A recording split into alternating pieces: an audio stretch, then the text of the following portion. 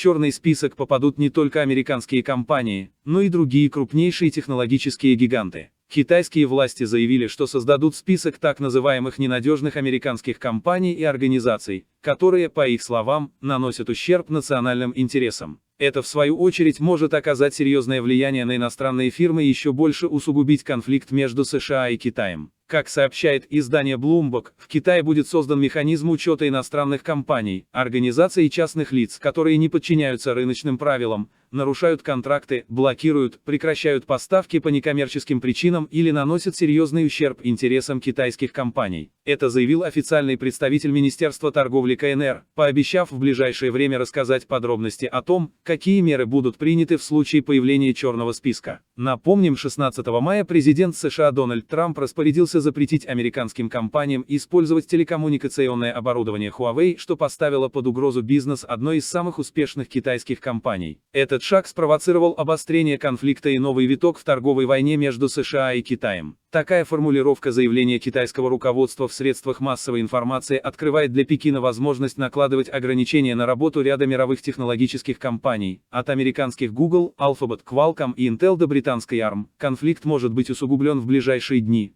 поскольку правительство США устанавливает более высокие пошлины на китайские товары общей стоимостью $200 миллиардов, а Пекин в свою очередь применяет собственные меры возмездия. Переговоры между двумя странами зашли в тупик после того, как президент США обвинил Китай в отказе от сделки, а китайские чиновники обвинили американцев в завышении своих требований. Аналитики считают, что угроза китайского черного списка – это попытка оказать давление на Вашингтон, поскольку американские санкции после Huawei начинают расширяться и на другие компании. Вместе с этим многие уверены, что Китай выберет отдельную жертву и вряд ли ударит по всей цепочке поставок.